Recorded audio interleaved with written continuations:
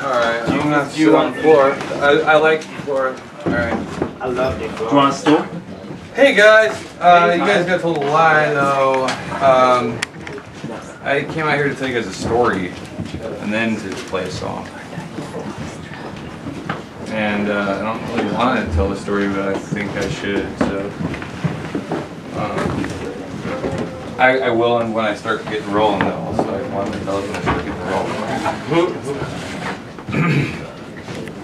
A couple of years ago, I was hitchhiking in Vermont, and I got picked up. I got picked up by this. Oh, I was walking up this steep hill. Really, is what was going on. And I was at the time I was, you know, right now I'm not doing too hot psychically. I've been better, but then I was doing a lot worse, and so I was like, you know, reading into things a little heavy. And there's a couple of people walking up the hill in front of me when I was walking up the hill, and they're like, "Oh, he's just German." There's two old ladies, and they're just like talking about some guy that they have to deal with all the time, some old German dude they have to deal with all the time. And it was at that instant, right when they passed, that this guy across the street, he goes, "How far are you going?" And you guys are gonna have to fucking really excuse my. I cannot do a Polish accent. Okay? But like, you know, there's this old guy and with this enormous white beard, and I'm like, you know, Tyler's dream, you know, is to find a guy with a white beard, you know. It's my fucking dream. It's always been my dream. I've been trying to do that for years.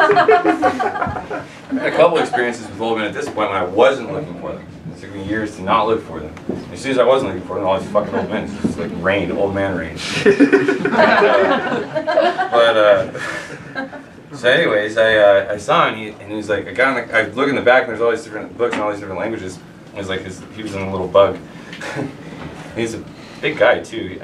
Anyways, I sat down next to him and he asked me where I was going. I said I was going a mile up the road to the highway.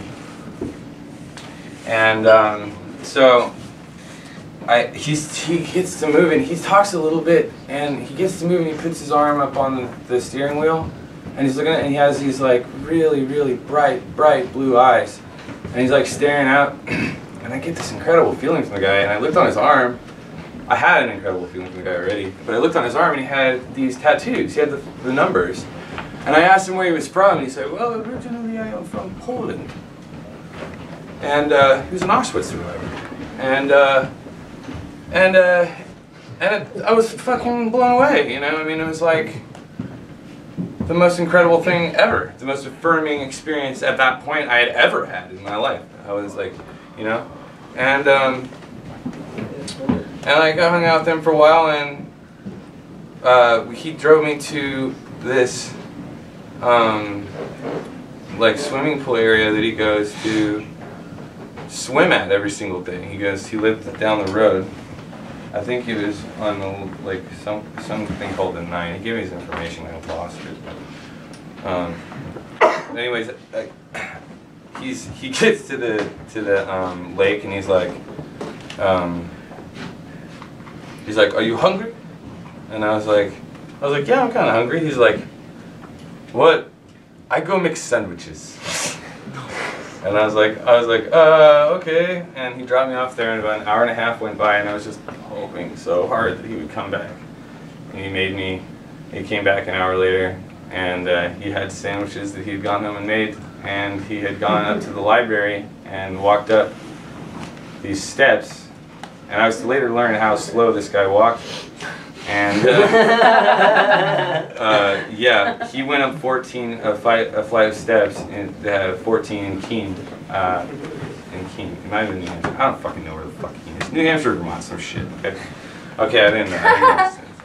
One of two, wherever Keene is. Keene, Vermont, I think. Keene State. Anybody know?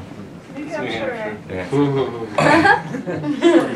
All right, and so then he comes back and he has all these maps, and he gives me, he had this whole thing with the maps. It was so funny. He was like, giving me every single possible, for an hour, He pointed at the maps like I really needed to know where I was going. Like, and I didn't give a fuck where I was. I had been moving around. I didn't care where I was. But he took meticulous care into making sure that I could get to A to B. And he went through every single possibility very, very slowly for a long time. Kind of like I'm doing right now. And yeah, so he ended up, he asked me where I wanted to eat. He's like, you want to eat in the car or do you want to eat on the bench? And I was like, he just kind of compelled honesty out of me. I don't know. I said I wanted to go to the bench. I didn't realize the effort it was going to take. But so I helped him out of the car and we walked over to the bench. And he wanted me to help him he only wanted me to help him when he asked for help. Otherwise, he didn't want me to help. And when we got to the park, it was on a slant, and he started describing me how he stopped what he was doing, and he started ridiculing the people that built the park. And he said, and he gave me the exact outline of exactly how he would have done it if he was in charge of the project. And then he sat down with me and he ate sandwiches with me, and what kind of sandwiches? Cheese and ham. And he talked to me about fucking everything you could possibly imagine. He sat on this work bench for hours. And he talked to me about all these different wars. He talked to me all about Germany. He talked to me about Auschwitz. He talked to me about what he did there. He translated books for the German army. And he spoke 5 languages. And he was a Mason and was in Auschwitz for 3 years after being in 12 different concentration camps and escaping from all of these different concentration camps. And he ended up being in Auschwitz for 3 years working for them and also transporting bodies, eating porcupines in the wintertime to keep alive. And then knew for a long time that the United States Army was going to show up at some point. Yeah, he had some inclination that they were going to show up. So he had been tutored not to gorge on food when he was leaving. And so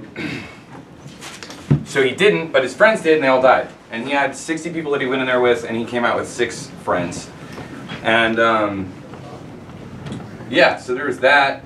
But the biggest thing, the whole fucking most amazing thing about the whole thing was when I was walking him back to his car. Because I'm walking with him back to his car, and he's like this. Dude. He's just like